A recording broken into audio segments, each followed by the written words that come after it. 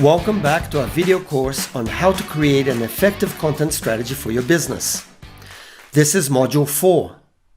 In the previous lesson, we looked at understanding our target audience. In this lesson, we'll look at setting content goals for our content strategy. Setting content goals involves identifying what we want to achieve with our content, and then developing specific, measurable, and actionable targets to help us achieve these objectives. Here are the general steps to follow when setting content goals. First, identify our target audience. Understanding their demographics, interests, and pain points will inform the types of content that we should be creating. Next, define our business objectives. We need to determine how our content will support our overall business objectives, such as driving website traffic, increasing conversions, building brand awareness, and so on. Next, establish specific, measurable, and actionable goals. For each objective we set, we'll need to create specific, measurable, and actionable goals that align with our objective. For example, increase website traffic by 30% within the next 6 months. Also, we need to prioritize our goals based on importance and feasibility. This will help us focus our resources on the content that creates the most impact. We also need to regularly review and adjust our goals because the digital landscape is always changing, and so what worked well before may not work as well now.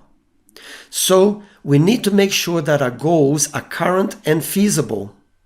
Another important area is to measure and analyze our content's performance. Here, we can use analytics tools to track performance and measure the success of our content against our goals. This will then help us identify areas for improvement and allow us to make data-driven decisions instead of guessing. By following these steps, we can set clear and measurable content goals that will align with our business objectives and that will help us achieve our desired outcomes. So let's explore each of these areas now in a little more detail. The first step is to identify our target audience. We've already covered this in Module 3, so if you need help identifying your target audience, just go back and review that module. The next step is to identify our business objectives. Before we can identify our business objectives, however, we should have a clear idea of our business vision, mission, and core values. If you need help with any of these areas, then visit the URL on the screen for an in-depth tutorial. The next step is to establish specific, measurable, and actionable goals. For each objective or goal that we specify, we need to create specific, measurable, and actionable goals that will align with our objectives. For example, our goal might be to increase website traffic by 30% within the next 6 months. We can use SMART goals to set specific, measurable, and actionable goals to help us achieve this objective. At this point, we will also want to define the metrics that we will use to measure our results. Some commonly used metrics to track include traffic, engagement, lead generation, sales, conversion, bounce rate, return visitors, and ROI. If you need help or more information on using content metrics, visit the URL on the screen. Now, the next step is to prioritize our goals based on importance and feasibility. This will help focus our resources on the content that will create the most impact. When prioritizing content goals, it's important to consider both the importance and the feasibility of each goal.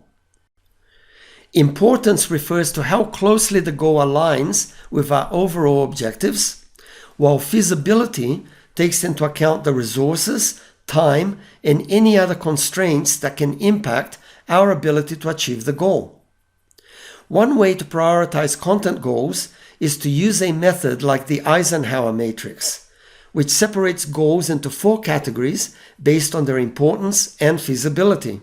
So, important and feasible are goals that should be prioritized and tackled first, as they will have the greatest impact and can be completed with the resources that we have available.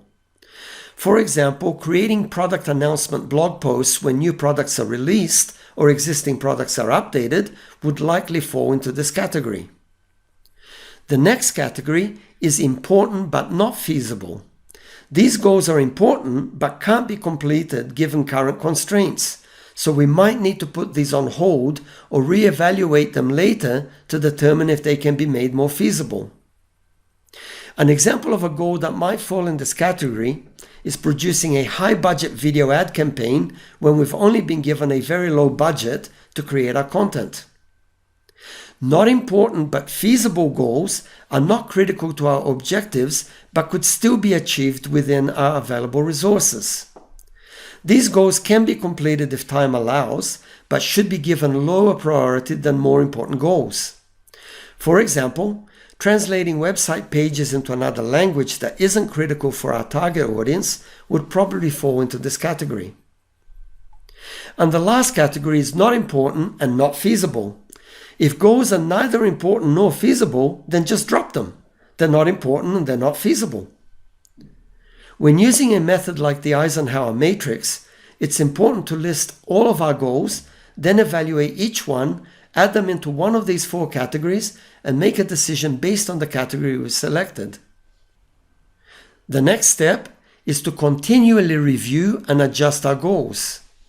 As mentioned earlier, the digital landscape is always changing, so what worked well before may not work as well now. The last step is to track our goals and measure and analyze our content performance using analytics tools.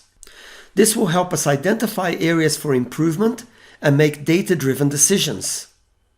So, to summarize what we have covered in this lesson, setting content goals involves steps like identifying our target audience, defining our business objectives, establishing SMART goals, prioritizing our goals according to importance and feasibility, regularly reviewing and adjusting our goals to make sure they remain aligned with our objectives, and measuring and analyzing our content performance against the goals that we have set. For more information about each of these areas, see the tutorials and lessons that are listed on the screen. So that's all for this lesson. In the next lesson, we'll look at the different types of content to include in our content strategy. So thank you for watching, and I'll see you in the next lesson.